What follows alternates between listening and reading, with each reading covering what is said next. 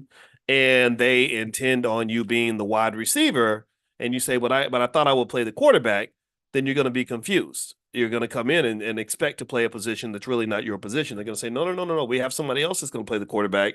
They're going to throw the ball. Your job is to catch it.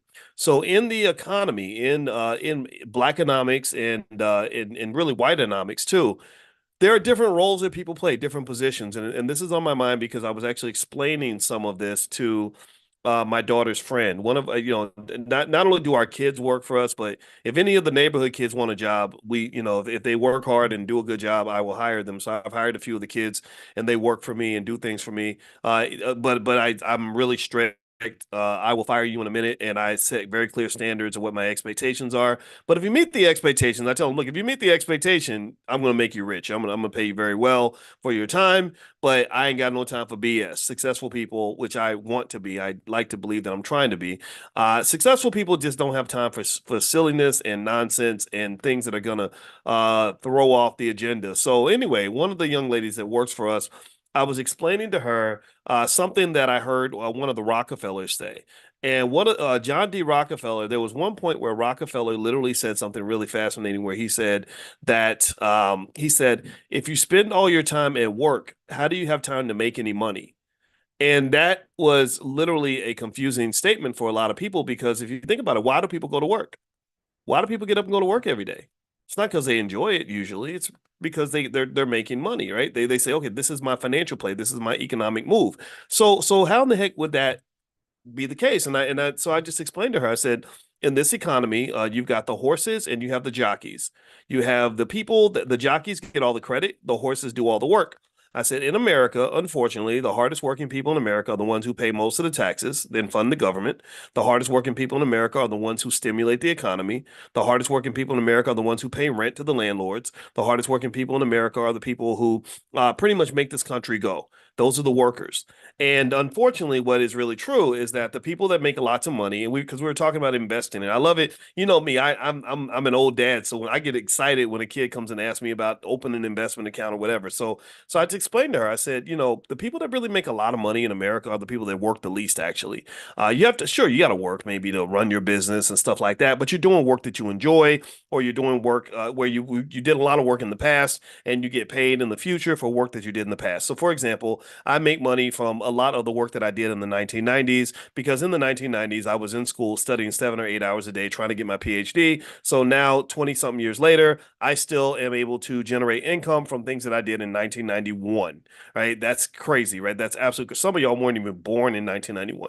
So anyway, so the point of the matter was to say that I was explaining to her just how the economy works, and that there are different people that are put into different positions. And I said, do not let them position you inappropriately. Do not let them put you in a position where you're going to be doing all the work and getting fewer of the rewards. I said also, it's smart that you're investing now. I said, I'm really, really proud of you for investing right now, because when you invest, not only will you be secured long term, not only will you have hundreds of thousands, if not millions of dollars in your retirement account by the time you retire, but between now and then, you're going to be able to buy the things that money can't buy. You see, money isn't just a be all end all. Money buys you things that the money can't buy, like peace of mind and security and happiness, and you can sleep at night. And I told her, I said, and I like having real candid conversations with kids. And I said, a lot of people don't feel that way. A lot of people are very unhappy with their lives. They're very stressed out and they're very overwhelmed. I said, as you get older and you go to college, you're going to start reading articles about how everybody in your generation, I said, you're Gen Z, right? Because, I got to keep up, because it's a new generation coming out every 5 seconds, it seems like. And so I said, you're Gen Z, right? She said, yeah, I'm Gen Z. I said, yeah, well, there's articles you're going to see everywhere about how Gen Zers can't afford to do anything. You can't afford to pay rent. You can't afford to go to the bathroom. You can't afford to buy a house. You can't afford to do nothing. And I said, I don't want you in that position. I said, because we've adopted you as our daughter. I call her daughter, right? Because you got the daughter and then the daughter. So I said, since we've adopted you, I want to see you do well. I want to see you happy in life. So this is the secret. So here's the other part that was really crazy. crazy since we're talking about this, and I hope it's okay if I share this story. So I was talking to her about buying stock, right? Because she was like, "Well, how do I buy stock? Like, what do I do?" I was thinking about this and thinking about that, and I said, "Look, here's the first mistake a lot of people make. The big mistake a lot of people make is they overthink it, because it can be very complicated." And I said I could probably say a lot of words about investing that will make your head spin, that will make you really feel like it's super complicated, and that only elite people who really have specialized knowledge can actually do it. I said, but I asked her that simple question I've asked a lot of you. I said, "Are you smarter than a monkey?" And she did what I expected. She kind of laughed. She kind of laughed, said, "Yeah." And I said, "Okay." And then I explained to her the Burton Malkiel monkey experiment in 1971, where he taught monkeys how to invest by throwing darts at a wall. And I said the monkeys made money. The monkeys made more money than a lot of people who get up and go to work every day. The monkeys made more money than a lot of people who've been working 30, 40 years since the 90s, since the 80s. I said the monkeys made more money than a lot of people that have very high IQs. I said the reason the monkeys made money is because they didn't overthink it. They just did the basics, and that made a difference, right? So if you go to blackwealthmasterplan.com, I've told you guys about that URL. I like to recite that to you because I want you to just go there. It's free. It doesn't cost anything. And blackwealthmasterplan.com is the $5 a day plan. The $5 a day plan is literally how you build wealth like the monkeys. And so anyway, I then said, I said, you know what? Come in my office. Let me show you something. Let me show you something real quick. So I pulled out my phone and I said, here's what I want. Here's what I'm saying when I don't want you to overthink it. So I pulled out my phone and I said, let's buy stock in a company. And she said, okay. I said, what company do you want to buy stock in? She said, Chipotle. I said, okay, let's find Chipotle. So I found it and I said, this is what you call it. This is the ticker symbol. And then I said, okay, so this is how you buy. You tell her how many shares you want. I said, but you don't have to buy a whole share. You can just buy $200 worth. So we bought $200 worth. And I said, okay, so I hit the button. I said, okay, now as of tomorrow morning, when the market opens, our family will be owners of Chipotle. Now I think I already own Chipotle, but now we own a little bit more. Now when Chipotle's money goes up, our money goes up. And she gave the greatest reaction. She goes, "That was so cool."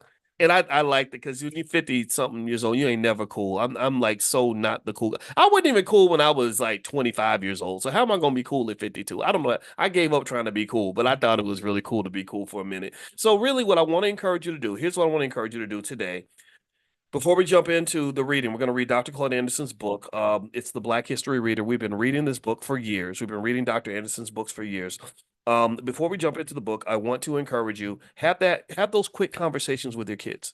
Have those quick conversations. I'm serious because those little conversations will change everything for them. That will open just a beautiful Pandora's box of possibility that is far greater than anything that white supremacy is ever going to give them. It's greater than anything that employer is ever going to give them, better than anything that college is going to give them. We got to do this. These are our kids. These are our responsibilities. Nobody else's responsibility. If we don't do it, who's going to do it? If we don't take care of our young, who's going to do it for us? Give me a yes if you understand. Give me a yes if you agree. Give me a yes if you are going to consciously get out here and do something a little bit different with your kids, somebody else's kids. I'm one of these simping black men who believes that all children are our children. I believe in the village. I believe in all of us taking care of each other's kids because some of these parents out here are raggedy. Some of them are stuck. Some of them are stuck in juvenile behavior. You got a lot of 50-year-old teenagers walking around here. So I actually am a person that believes that all these kids, any kid that comes in my path, that's my child. I'm going to talk to you as if you're my own, and I'm going to do whatever I can to help make your life a little bit better because that's the best thing I can do as a black man. So if you can understand where I'm coming from on that, then I hope that you will just scoop up those damn little kids and tell them what you know and make sure you give them just a little bit of information that's going to make their life better. Because just understand, when you're hanging out with me every single day, some of y'all come in every day for financial consciousness training. You're in here all the time in the Black Business School. You're not just getting a standard education. You are on cutting edge in terms of economic understanding. There's no institution that covers Black wealth the way we do. No place that understands it better. We have more PhDs, more therapists, more attorneys, more business people that are connected with what we're doing here. And we are a think tank. We're killing it. We are right on the edge. All these things that other people won't solve for another 60 years, we solved them 10 years ago. So what I want you to understand is how valuable the knowledge inside your head is. I want you to understand how it doesn't have to be complicated for it to be powerful. Just give them the little lessons, set them on a different trajectory. You have to do this because if you don't, they're going to get stuck. And when they get stuck, they're going to become slaves. And when they become slaves, that's going to affect their mental health. They're going to be stuck in debt. They're going to be stuck in a job that they hate. They're going to be stuck in bad relationships where your daughter's sleeping with some old fat stinky ass man because she's trying to get $500 to pay the rent. We don't want our kids in those situations because that affects so many other aspects of their mental and physical health. So get them financially free so they can find themselves, find their purpose, and be the best that they can be. All right. So anyway, do me a favor. By the way, if you want to join us for financial consciousness training tomorrow, it's free. We do it every morning at 10 a.m. Just text the word morning, MORNING, to 87948. Text morning to the number 87948. Also, just a reminder, we have a lot of new apparel. I hope you don't mind me mentioning this.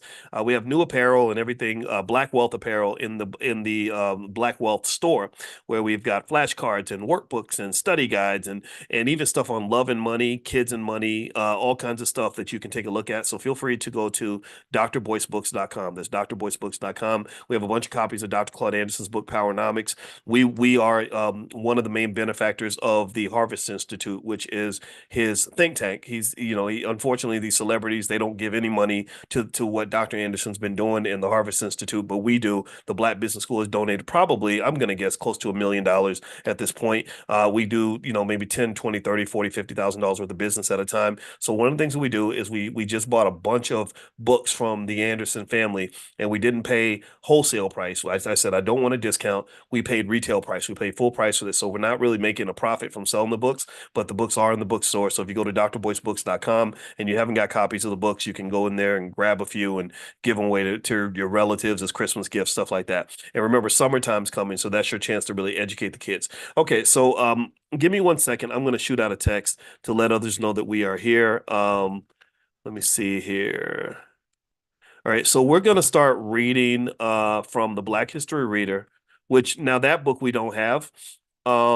And you can get that at powernomics.com. Powernomics.com is Dr. Anderson's website. So feel free to go to powernomics.com to get a copy of that. All right, so what I'm going to do is I'm going to start here. And he's talking today about the slave codes. And he asks this question, which is really powerful, on page 122, question number 39. He says, did the slave codes of 1705 intentionally inflict psychological damage on Black people? Okay, so first off, let's just do a straw poll. Give me a yes or no. Do you think the slave codes, do you think something called the slave codes inflicted psychological damage on Black people? What do y'all think? Do you think maybe the slave codes might have actually done a number on Black folks? Do you think that was the goal? Do you think that was that intentional or accidental? You think that they were trying to help us with the slave codes? What y'all think? All you got to do is just watch like little stuff that's happening right now. Like I can point out probably 10 things about the beef between Drake and Kendrick Lamar that is a result of the slave codes, right? Just even the way we handle disputes is a result of the slave codes. But anyway, he says here that the slave codes were laws that severely restricted slave behavior and were intended to prevent slave uprisings and rebellion. So their number one problem was, how do we control these Black people? And so they created these slave codes in order to manage you and to keep you in your position. Remember, play your position. The slave codes imposed harsh physical punishment on slaves. The Black man was a particular target. Black men were the natural guardians of the race and the family. See, remember in the beginning when I was telling you that I believe as a Black man, it's my job to look after the babies, and anytime I see a Black child, that's my child, even if it's only for 10 minutes. Well, that's me reclaiming and clearly claiming my manhood. That to me was a statement I felt compelled to make out of masculinity. You can see a lot of that masculinity has been drained when you see how many people in our community care nothing about the children. They care nothing about what happens to the community. They care nothing about the trash on the street. They care nothing about children being abandoned. They care nothing about the community falling apart and not having businesses. That's a reflection on us. That's really a reflection on us.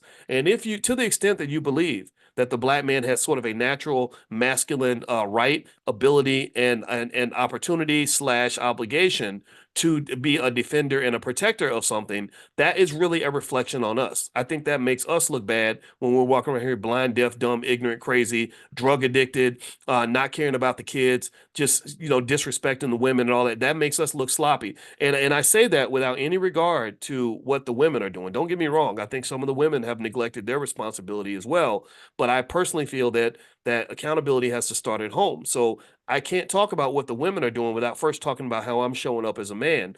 And a lot of men will criticize women, before they criticize themselves. That right there tells me that you got off on the wrong foot. That tells me that you're not prepared to be accountable for anything. So long story short, so here's what he says here. He says the black man was a particular target.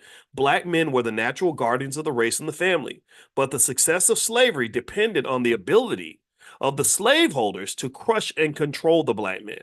So, in order for them to control you, in order for them to maintain their power, they had to find the most masculine men in the community and crush them, destroy them, rip their souls out of their body, take away all power that they have.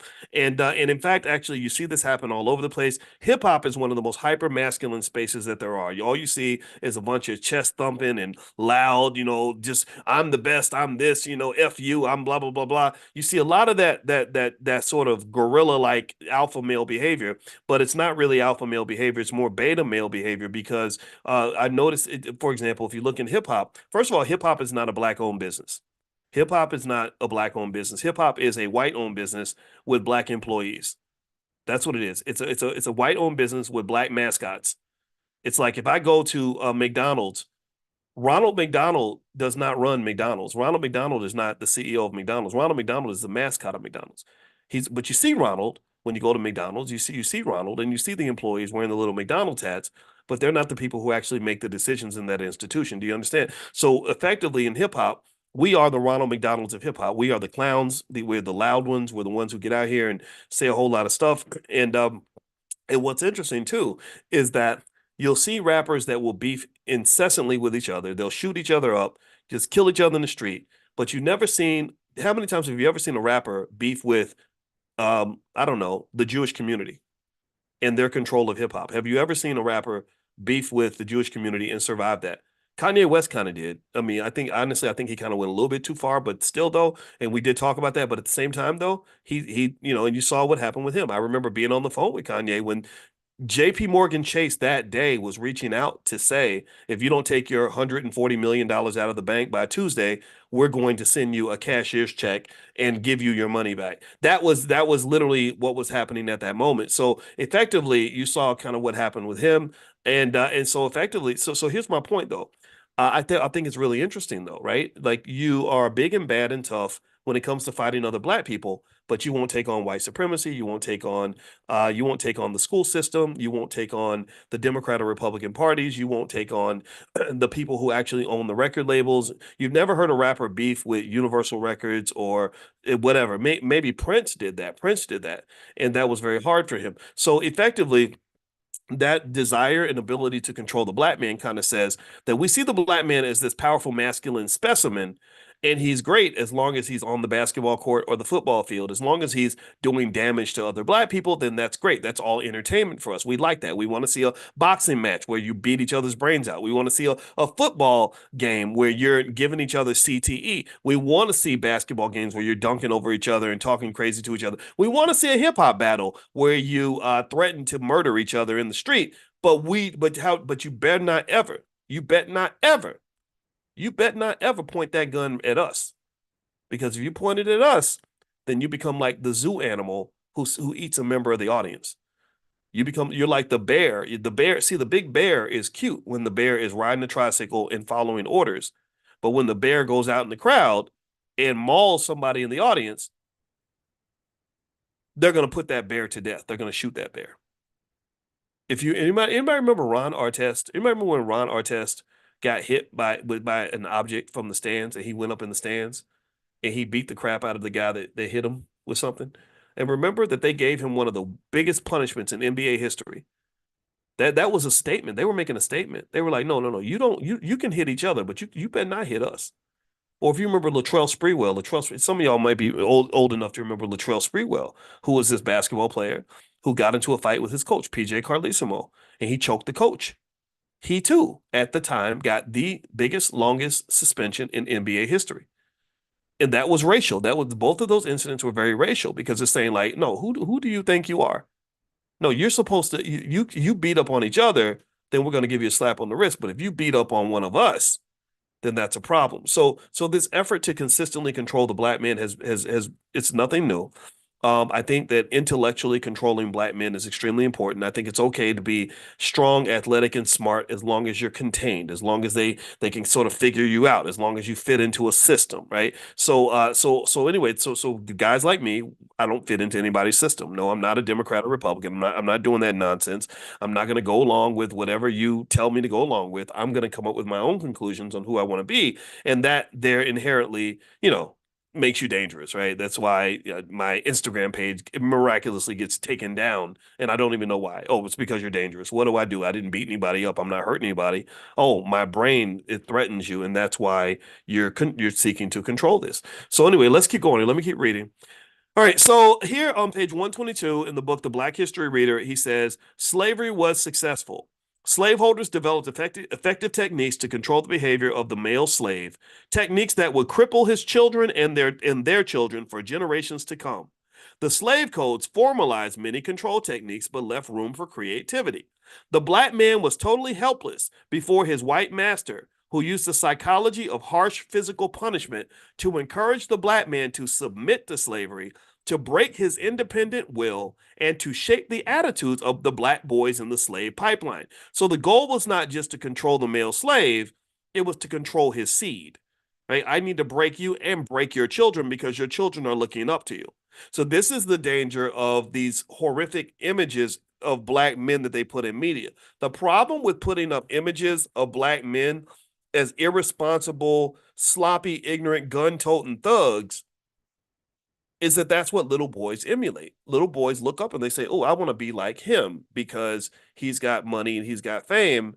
And there's not a thought to sort of what this is really doing to the culture. Is this man emulating someone who's going to be a great asset to the black community, or is he making himself into a great asset for the white community or white supremacy, if you want to call it that?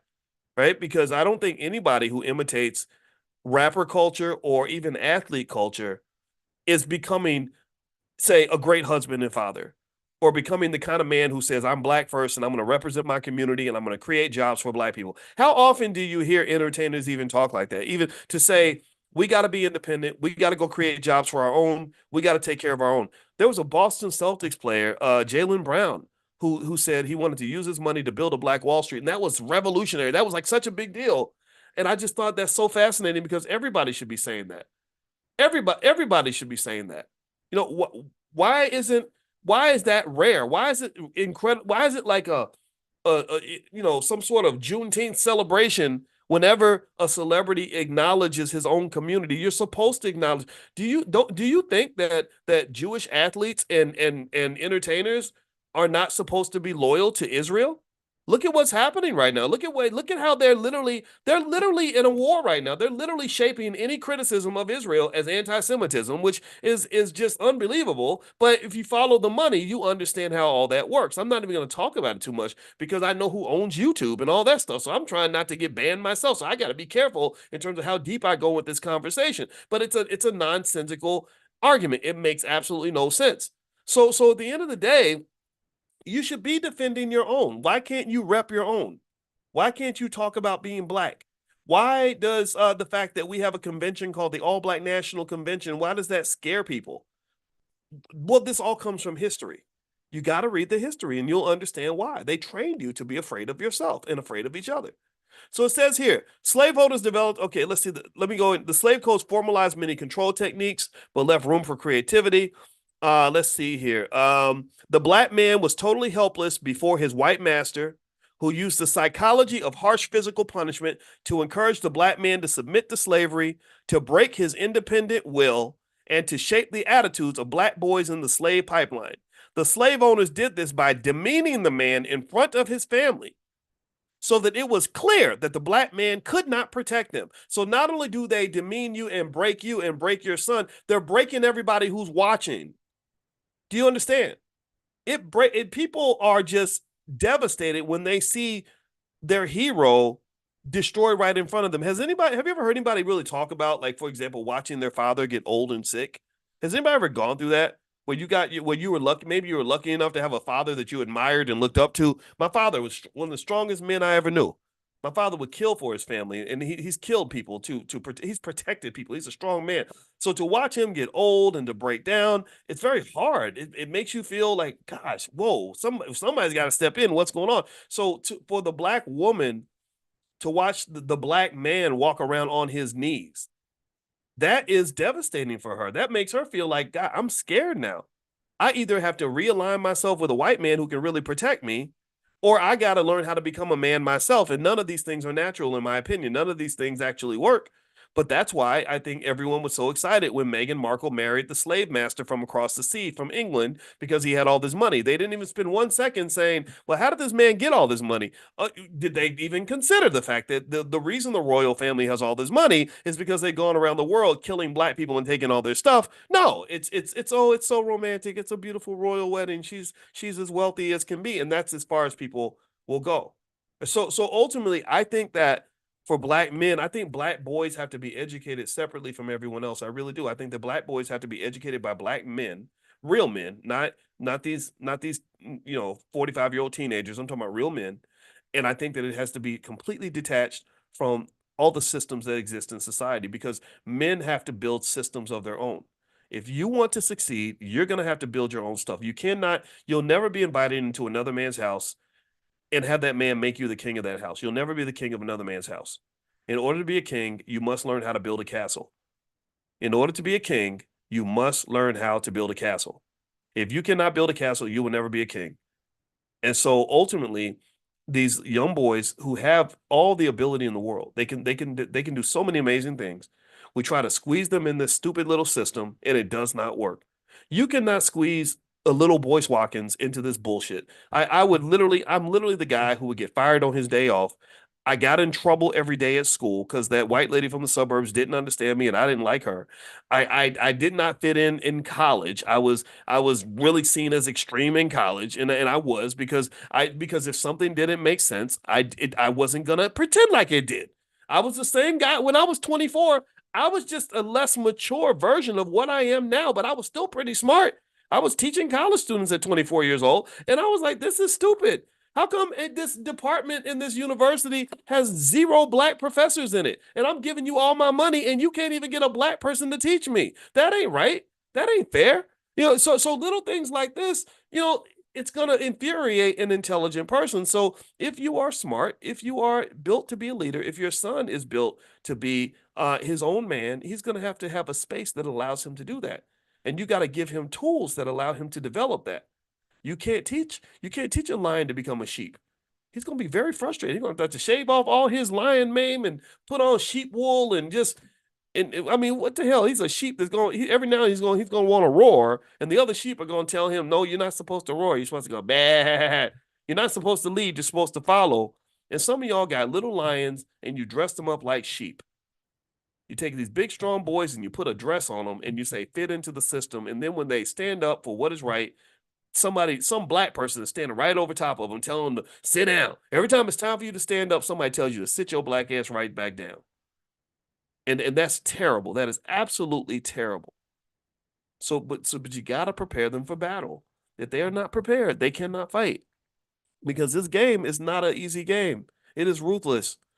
Your adversaries will kill you. They will all throughout history, thousands of years, when one group conquers another group, the men are brutal, especially to the other men. They will kill you, they will rape your woman, and they will enslave your children. That's what they did thousands of years ago. Now, the modernized version of that is that the black men have been eliminated. They've been put in prison and killed, or left unemployed or marginalized, different ways of killing, or maybe aborted before they're even born. And then the women grow up feeling that they don't have anybody to protect them. So some of them end up dating white men and talking about how wonderful white men are, or maybe some of them become masculine in order to compensate because they have to do that, right? And then your children pretty much become slaves, just like the old days. Your children become slaves to corporate America, or they will look up to and admire anybody who comes through and gives them the resources they need. So I personally think that black men have to be taught to be providers of resources. I really do. So let me keep reading here. Let me back up off that tangent. So thank you for letting me share that. So Dr. Anderson says that the slave owners pretty much controlled the black male by demeaning him in front of his family. So it's very clear that to make sure others saw him being demeaned, The slave owners, let's see here. Okay, and then he says it has long been the role of males in most cultures. See, this is him reinforcing what I was just saying here. He says it has long been the role of males in most cultures to provide for and protect the family and to provide leadership and training to the children. So men are supposed to provide, protect, and provide leadership and training. And what's interesting to me is I think about how many guys I know who can't provide for anybody, can't even provide for themselves, don't want to protect anything, can't protect anything, are not equipped for leadership. You haven't been psychologically healed. Your trauma has messed you up so much that literally you're an inadequate leader because you'd never learned leadership skill. And then training. If you're not educated, then no one, not only can you not train anybody else, but people aren't going to listen to you. Black women are highly educated. They are super educated. They're super smart. Like, most of them, not everybody, right? And there's exceptions to everything. But generally speaking, black women are the most educated group of people on the planet. So if you bring training and leadership that is highly inadequate and incompetent, she's gonna naturally say, I don't understand. This does not make sense to me. I don't want to follow stupid rules. So anyway, so the point is that the men have to be built up. I did something years ago, and let me tell you on a true story. I did something years ago that I created. I should bring it back. It was called BOMB, and it stood for Building Outstanding Men and Boys. And it was my belief back in, this was 2013, where I said we need to build better boys and better men in our community. We have to build them just like you manufacture a product on an assembly line. We need to override what my friend Speech from Arrested Development, Speech, he was in our movie, B1 the movie. He has a documentary called the N-Word Factory. The IGA factory. I'm going to say IGA factory. So he says basically they manufacture IGAs the same way you manufacture Teslas on an assembly line, the same way you manufacture, auto parts or household goods.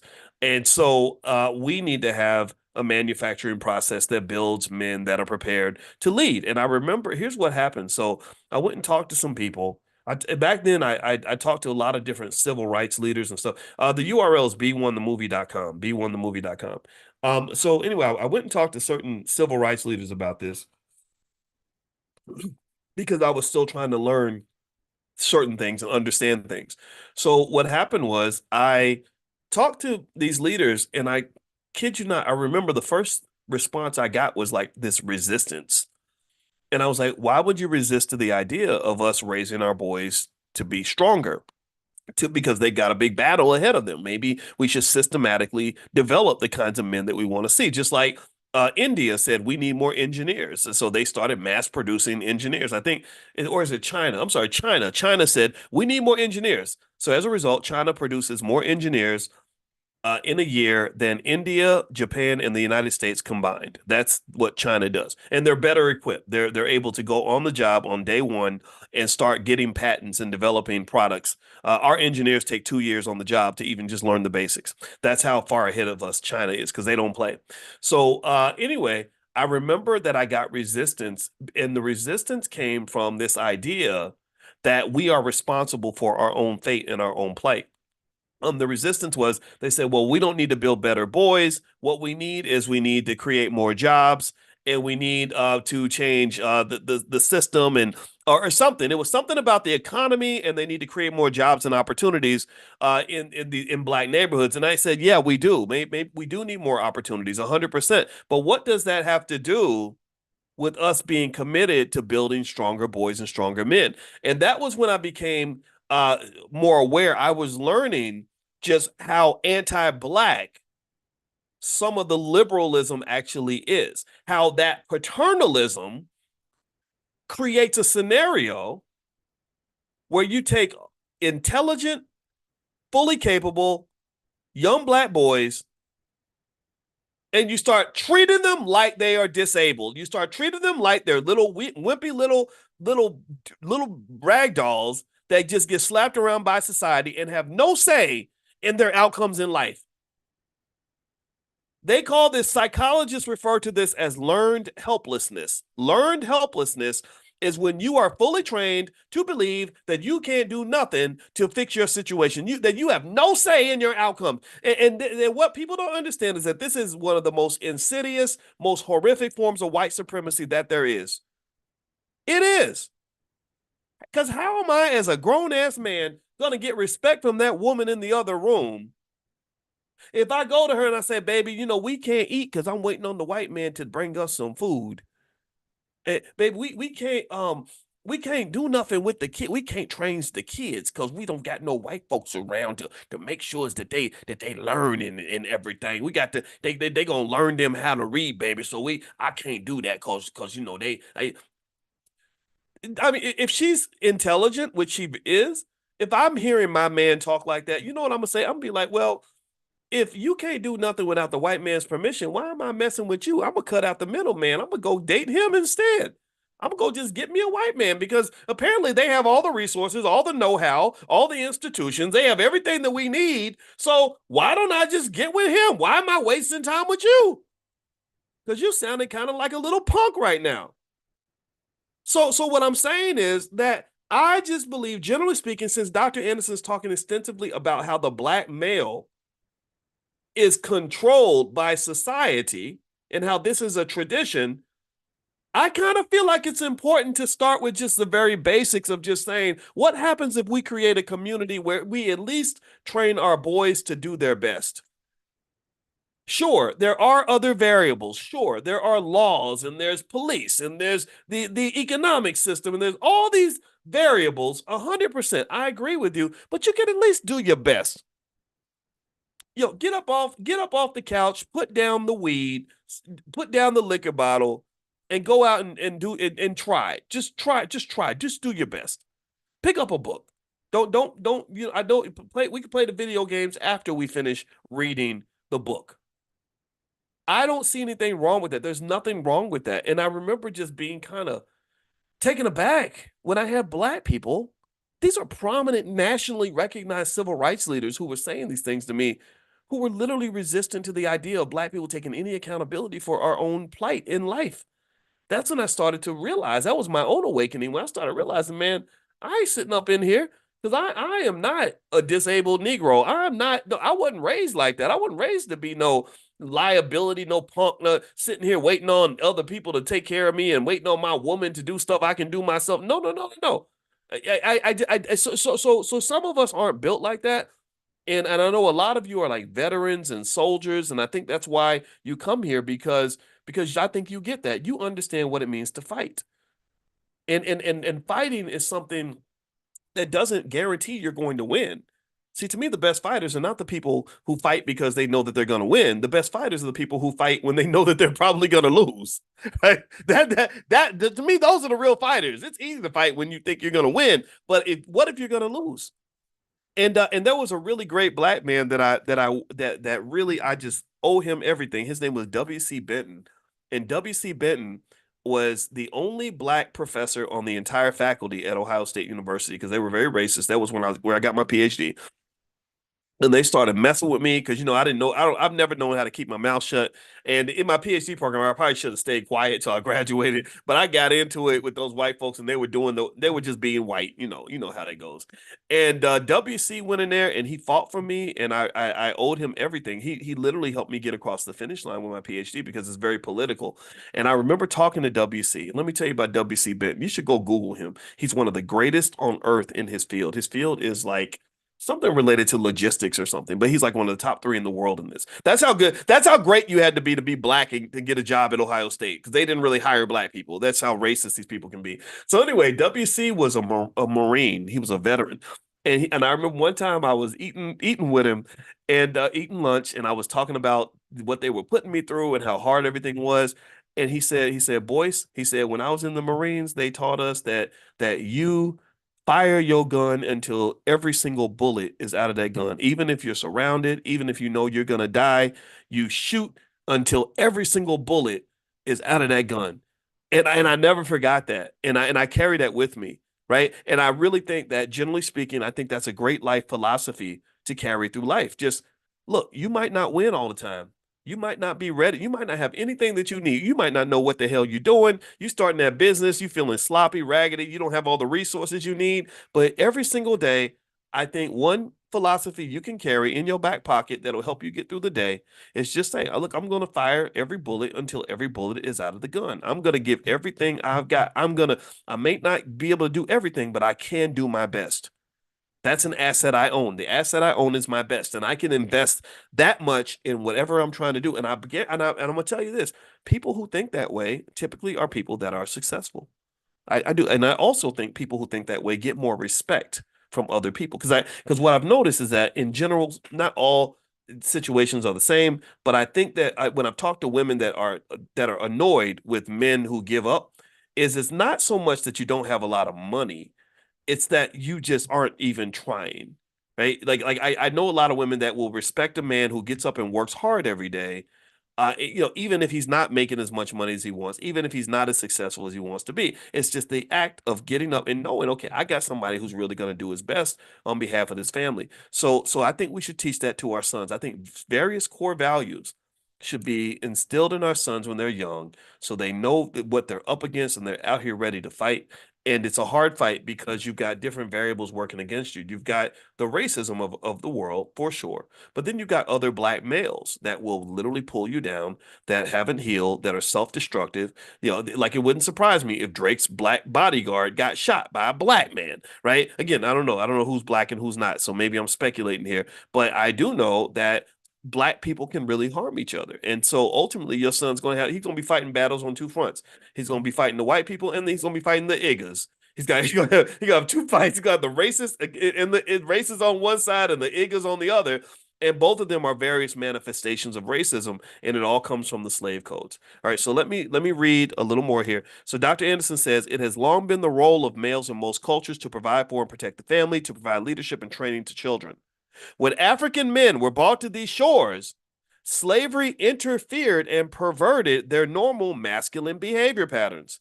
Commercial enslavement was primarily a gender-specific industry. The slaveholder feared the black man more than he feared the black woman. Until the early 1800s, nearly 80% of the slaves brought into this country were black men. How many of y'all knew that? That 80% were black men. That's a big number. In the 1600s, in the Virginia colony, both white women and black women were outnumbered by their male counterparts 4-1. I didn't know that. White slave owners wanted the strongest slaves that they could find and worked them to death before they were 40 years old. African women became important as breeders when the Constitution outlawed importing slaves after 1808. So when they could not import slaves anymore, they needed the black woman's womb to reproduce the product, which was us. It was true that black women having a higher birth rate, greater longevity, less harsh lifestyle, and being in a protected class with less chance of being killed allowed the number of black women to catch up to and surpass the number of black men. The slave codes had a psychological basis. The purpose was to create a population of slaves that were docile, compliant, and would never rise up against the slaveholders. So that was the goal. They need to make you docile, compliant, follow orders, and never rise up against your master. Slavery had an effect on those who imposed the harsh treatment. They became dehumanized and conditioned to inflicting pain. Thus, the slave codes had psychological effects that lasted for generations on both the whites who imposed the treatment as well as the recipient blacks. So white people were affected by the slave codes too. Like I even think about during the O.J. Simpson trial, all that was lynch mob behavior. Like the fact that they were so angry at him, like madder at him that they could be at almost anybody else. You couldn't tell me that didn't have something to do with race. That was all about race. The black people supported him partly because of race. White people hated him largely because of race. It doesn't mean maybe he did it, maybe he didn't. It's up to you to make that decision. But race was everything in that case. If he had been a white man, it wouldn't have gotten the same reaction. Let's see here. Okay, so the slave codes had psychological effects that lasted for generations. Okay, we said that. That conditioning is on display. That conditioning is on display today in many ways. For instance, when white police officers use excessive violence and even kill unarmed black men. That's one example. The slave codes crippled 15 generations of people. They kept black men from fulfilling the role of responsible fathers and husbands, degraded black people, made them hopeless and non-productive for anything other than slave duties, and criminalized nearly every normal behavior. So this is part of what the slave codes did. He says here, it is unconscionable for society to look at black people today, criticize their behavior, and ignore the permanent harm that whites, the slave codes, and similar laws intentionally inflicted on an entire race of people. While the slave-holding ancestors designed the system of slavery and applied the pain and degradation, whites today enjoy the benefits. When the psychological damage is added to the fact that blacks could not benefit from the resources found in this country, in fact, were considered a resource. So not only did you not benefit from the resource, but you were a resource. They were considered a resource. It is a wonder. It is a wonder that any blacks have managed to rise above the legacy of slavery. Blacks will need resources from the dominant society to rehabilitate their race. The call for reparations should come from fair-minded people. It should not only come from blacks. So basically what he's saying is that any white person who claims to be your friend should be supporting reparations. If you can't support reparations, we can't be friends, at least not politically. You're not going to get anything from me unless you can support reparations. If you can't support reparations, then I'll just have to meet you in the next life, or you're going to have to go get it on your own or whatever. My support is not going to come easy. It's not going to come free. I need you to support what we believe in order for this to work. Now, one thing I want to mention to you guys really quick, if you allow me to, is that one thing that we've been really trying to do for a long time with the Black Business School is we wanted to support the voices of women in the community, particularly educated professional women, those of you that ain't twerking for a living and stuff like that. The smart women in the world, in the community. So one of the things we did is we actually have a YouTube channel. It's flynubianqueentv.com, and Fly Nubian Queen TV. It's been there for a while. It has about 500,000 subscribers, probably about 1 billion views by now.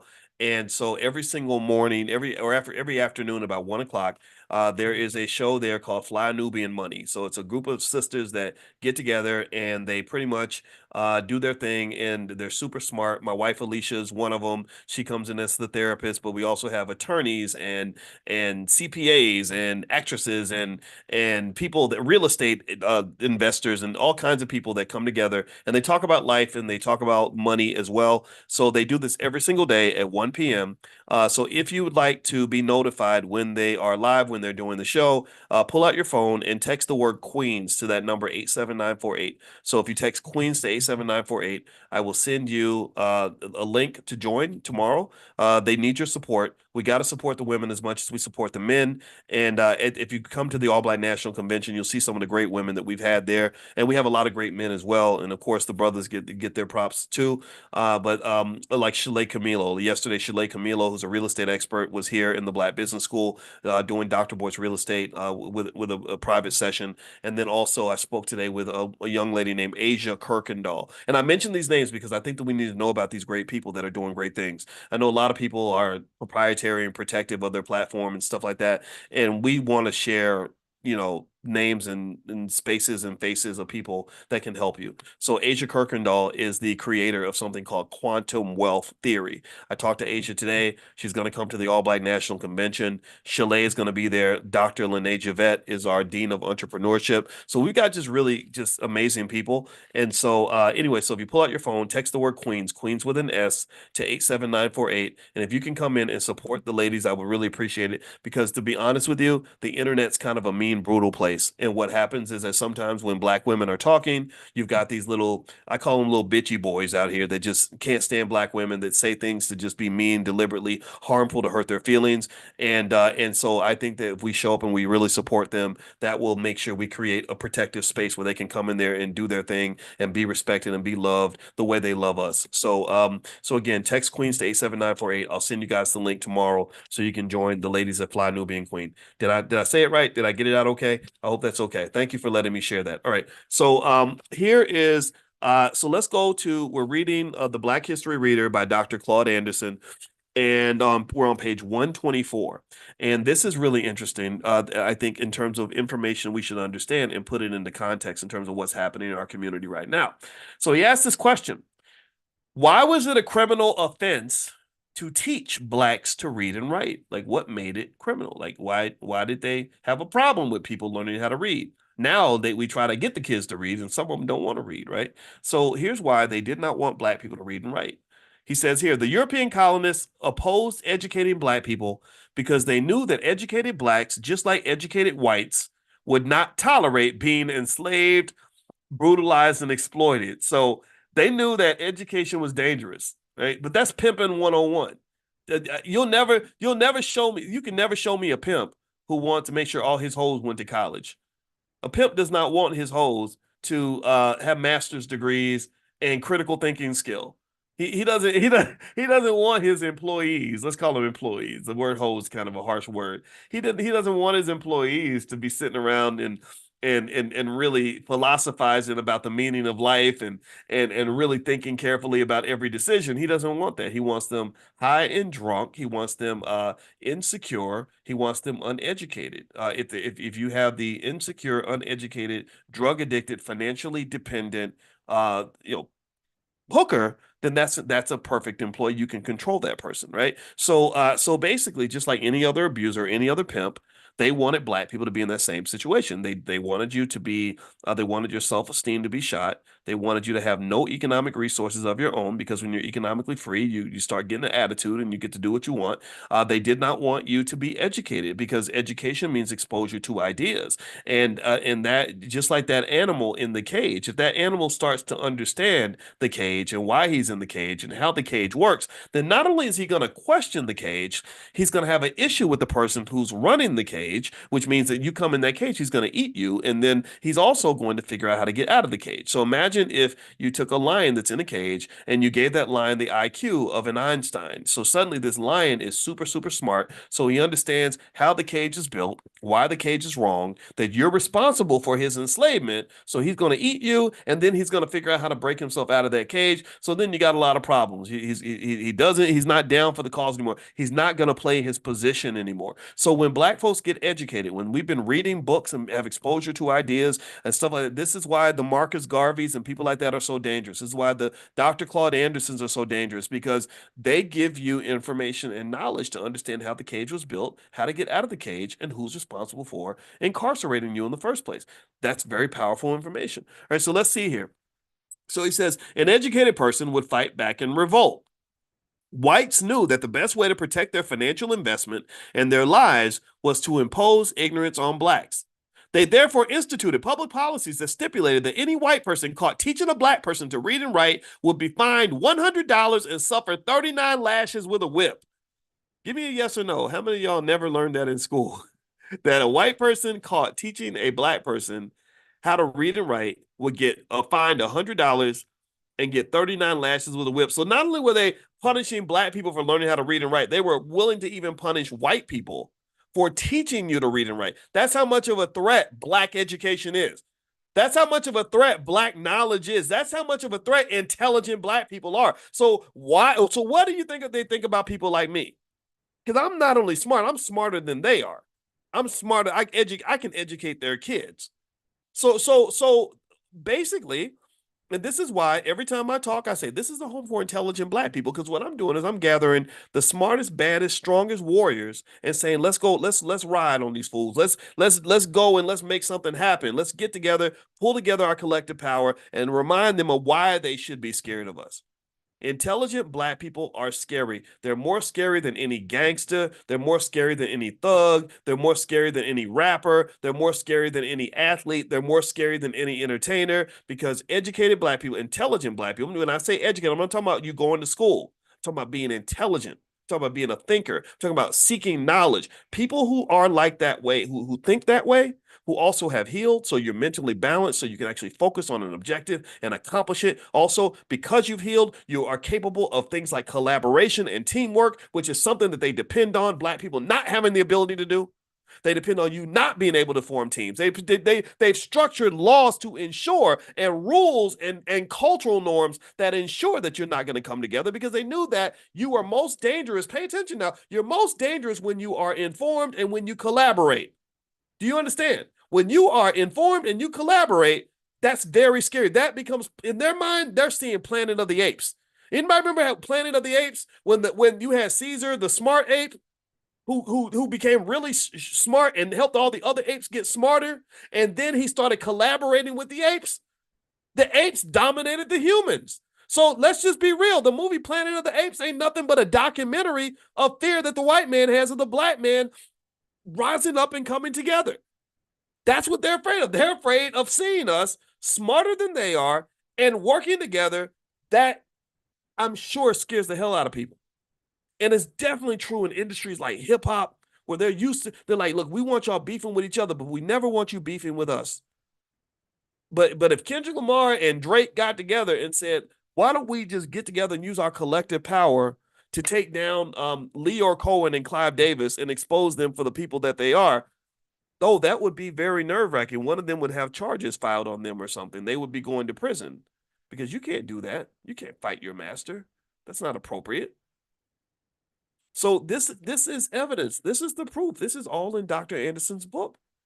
Right here in the Black History Reader, he says that white people were punished for teaching black people how to read. That's crazy. So let's keep reading here. He says later, there were numerous records and instances where blacks were lynched for carrying a book or a newspaper. So if you were black and you got caught with a book or a newspaper, they might lynch you for that, especially in the South. Teaching people to read and write was a crime only when it applied to educating blacks. Schools were established and operated for immigrants and American Indians, making blacks the only people who for centuries were subjugated to imposed ignorance. You were the only group in American history where they literally made laws to make sure that you stayed as ignorant as possible. And if you don't believe that this happened, then just look all around you and look at how many people now are voluntarily ignorant. Don't want to learn nothing. Wouldn't pick up a book to save their life. He says here, the last thing white America, and especially in the South, needed were blacks. Let me say it again. The last thing white America, and especially the South, needed were black slaves capable of reading, writing, and challenging the nation's socioeconomic system. So the last thing they needed were people that were smart enough and intelligent enough to actually question and challenge the cage that was all around them. Whites in the North, these are your friends, by the way. These are your allies. So he's referring to whites in the North. Whites in the North harbored the same fears as their Southern counterparts. And education for the majority of blacks in the country was nearly non-existent as a matter of practice. So even your allies, your friends, didn't want you to be educated either because you were going to compete. They don't. The thing is, it's all about competition. That's what Dr. Anderson is drilling into. I hope you all understand this. Powernomics is all about competition. Powernomics is all about all the rules that were put in place, all the processes and procedures that were designed to make sure that you are never able to truly compete.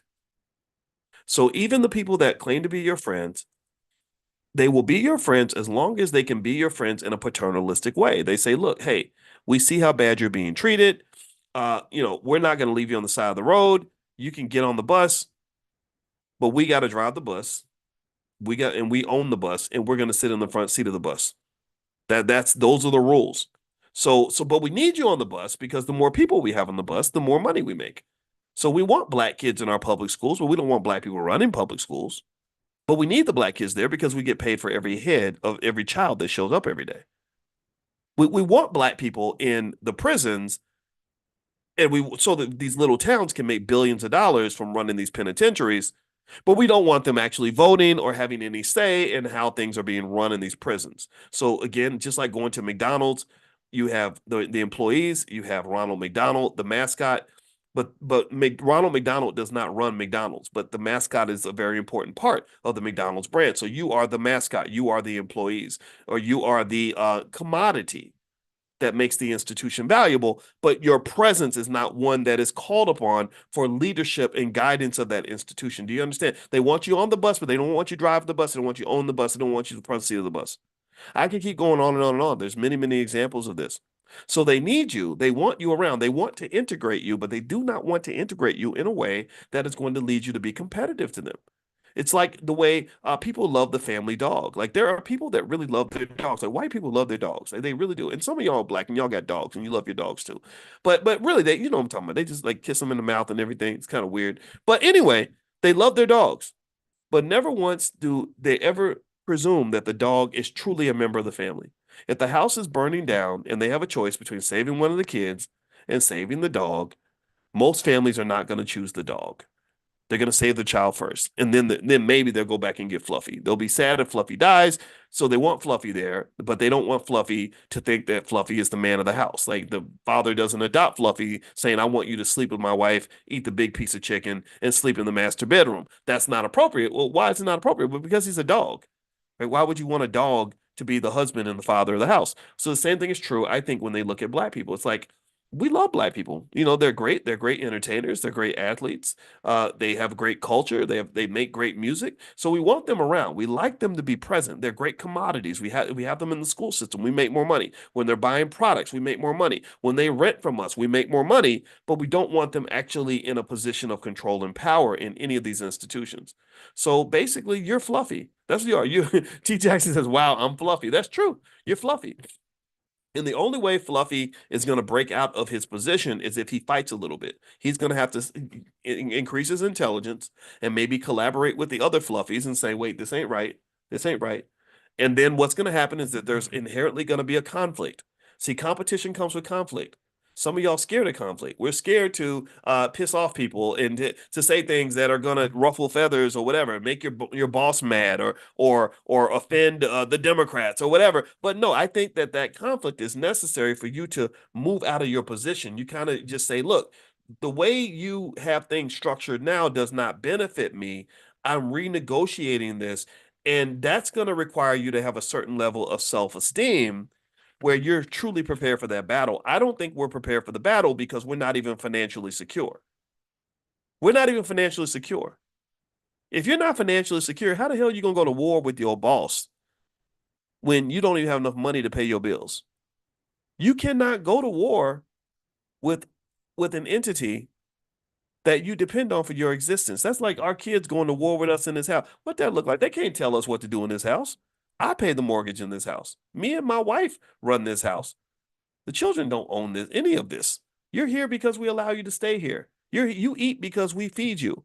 If we decide to starve you out, we gonna starve you out. So at the end of the day, you going to war with a group of people that control your economic fate and also control your access to your own self-esteem and validation is honestly almost like you trying to go to war with God. It's like you trying to go to war with your creator. Because a lot of black people were created by white people, meaning that they were created in the sense, think about it like this. When we talk about who we are and you say, well, who are you? And someone might say, well, I'm an Academy Award winning, Pulitzer Prize winning author with a degree from Yale University who is a vice president at Google.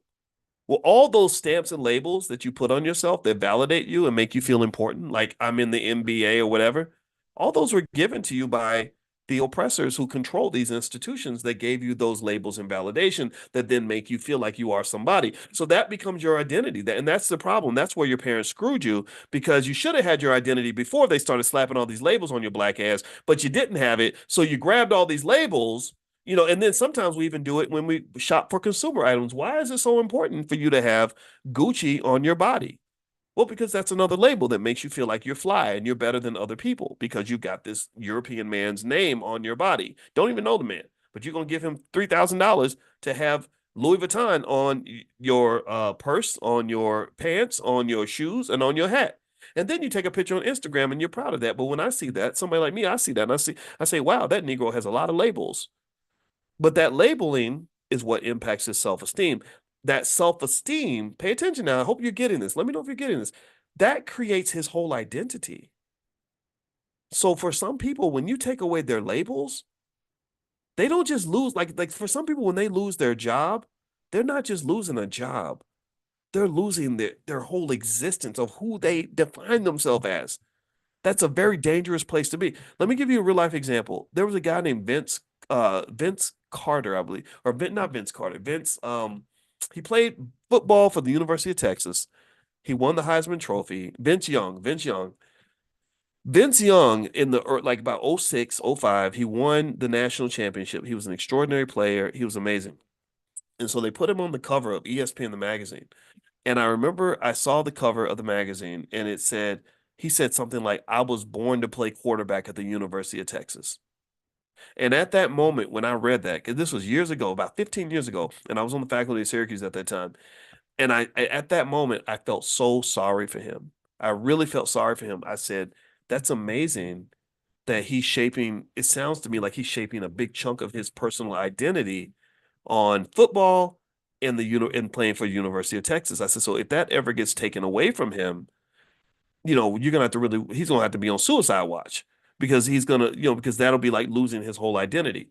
So years later, this is a true story. So years later, he goes to the NFL. It doesn't go the way he thinks it's going to go. I guess he thought he's going to be the next, whatever Tom Brady is now. He thought he'd be at that level, but he wasn't. And he ends up getting cut from the Tennessee Titans, I believe. And I remember reading another report where they said that he was so depressed and sad by getting cut from the team that he drove off and they were worried. They were worried that he was going to take his own life. And in my mind, again, maybe I'm speculating on this, but I've seen this happen in so many cases, is that by taking away his ability to play football, by taking away his all, this affiliation with the NFL and all these other things, you were stripping him of his identity. You were taking away who he was as a person. And so my feeling is that with our children, and in fact, this is why in our Black Millionaires of Tomorrow program, we give like these little bachelor's degrees to the kids so they can identify themselves in a way that is more appropriate for what's going to actually benefit them long term. Also, in a way that other people can't just take it away from them, right? So my thought is if we really work with the kids when they're young and help them shape their identity in a way that is beneficial to themselves and beneficial to the community and under their own power and control, that's going to help them avoid the trappings of being caught in letting other people shape their identity in a way that others can simply take it away. You understand? Like, so for example, when an actor gets out of line in Hollywood, well, they take away his ability to win Oscars and Grammys and all these other awards, these other sources of validation. Or if you get out of line on your job and you decide you want something better for your life, well, they can take away your job and take away that important position, which can also take away a piece of your identity. So you can't get attached to these things because it is very unhealthy and very much a security risk to become dependent on something that you personally do not control. Do you understand? This is something that the United States applies. The United States applies this policy when it comes to their economics. We don't allow ourselves as a country to become dependent on a commodity that is controlled by somebody else. There are laws that will limit the number of media outlets that are allowed to be owned by other people so they can't control American media. That's what the whole banning of TikTok is all about. There are laws that say that other countries can't own major airlines in the United States. They can't own things like utilities and electricity companies and stuff like that. And there are other areas where they say, no, this is critical to national defense. We're not going to sell everything to other people because we know that that's too dangerous. So the thing with us is the question is, what are we what are the things that we own that money can't buy? What are some things that we will protect in a way where we say, this is bigger than just how much money I get. I have to maintain protection and security in this. Like even when it comes to income, we'll talk about how much money someone makes, but we never talk about the security, financial security of that income stream. Like you can make a lot of money, but are you vulnerable? What if somebody decided to take that away from you? Can they do that? And if the answer is yes, then you may be doing well, but your position is very fragile.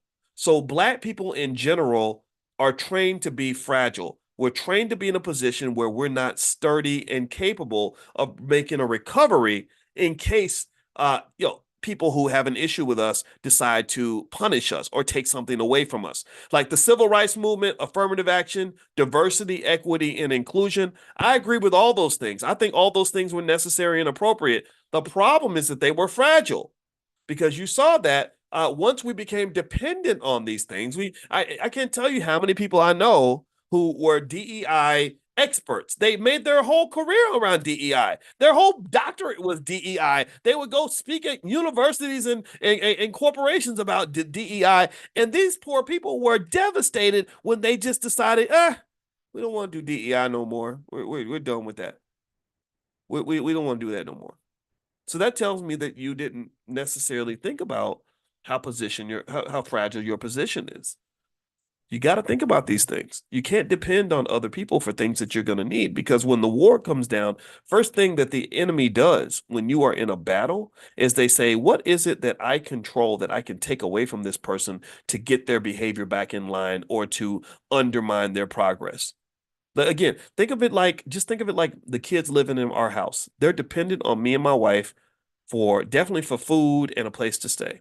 So if they ever really tried to go to war with us, first thing we could do is take the money back. Like if I'm giving you allowance, I'm keeping your allowance. You want a trip? Okay, cool. Well, you know what? If you don't like it here, you can go live somewhere else. I am the one that's feeding you. You do understand that, right? That you can't fight with me. They can't go to war with us. We run this. They're playing checkers, we're playing chess. They are on dimension. This is why financial consciousness is so important. Their consciousness goes up to, let's say, level 2. They're living in the institution. Our consciousness goes to level 3. We built the institution. Do you understand? The person who built the cage always has a level of consciousness that exceeds the person that's in the cage. So we live in the cage that they built. So the question is, can we commit? And I think many of you are very intelligent people. That's why you're here. This isn't for everybody. Everybody can't even, a lot of people can't even get this. But it's okay. You're going to get this. Can you elevate enough where you can create a scenario where whatever institution you're affiliated with, you are the master of that fate. You are the God that manifests that reality. You're working for your own business because you built that business. And it would have been easier for you to go get a job working for somebody else, but because your consciousness is elevated, you want to see an institution built in your own image. You don't want to be forced to reflect an image that was created by somebody else. What the hell do you look like going into some pre-built institution dressing like a white man? It's not going to work. You ain't white. It'll never work. So my thought is, why don't we raise our children to have that level of economic manifestation and financial consciousness? One way that we do that is not just by training them, but also by equipping them. Money is power. Money is a weapon. Money is used for defense. Money is used to conquer. So if you have enough resources to defend yourself, at the very least, you can make sure that no one will come along and conquer you. It is much harder to conquer an educated Black boy who has plenty of financial resources than it is to conquer an ignorant Black boy who is struggling to get his next meal. So a Black boy who is trained on powernomics, who is practicing powernomics, is gonna be much harder to pull into slavery than a boy who is playing strugglenomics. A lot of our kids are playing survivornomics. Their whole life is a game of survivor because nobody trained them and nobody equipped them. You didn't give them nothing to fight with, and they out in this battlefield butt-ass naked, begging anybody who with $1 to put some food in their stomach. So no wonder they're making crazy choices. No wonder they're stuck. No wonder they have to submit to slavery. You can't win if you don't prepare. So how are you preparing your children? How are you getting them ready?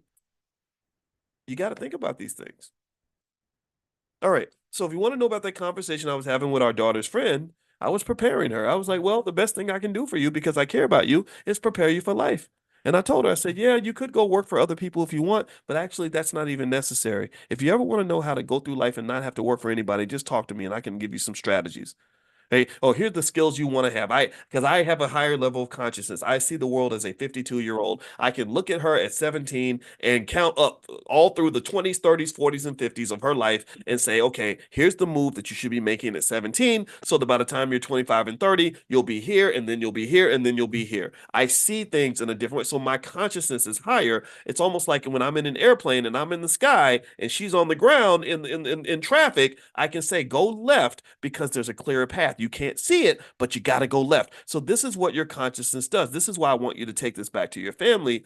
because we operate on a high plane here. This is designed, these conversations. This is why every morning we do the financial consciousness thing. People don't even know what it means. I was like, how do I explain what financial consciousness is? It's just freaking awareness, man.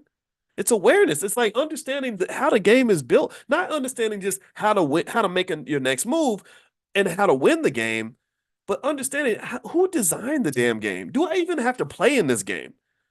You understand? Like those are the questions you have to ask. Like I don't even like this. I don't even want to be here. Like this is a stupid game. I'm gonna go design my own game over here. And then I'll design it in a way where my team can win. So you got to elevate your consciousness. And what Dr. Anderson is saying here on page 124 of his book, The Black History Reader, which is at powernomics.com, I hope you'll support this brilliant man, is he's saying that you were trained to not play the game at all. You were trained to not even understand how the game works. And they deliberately made effort. They put it into law. They codified the idea of keeping Black people as ignorant as they could possibly be so they will never understand how this whole thing works.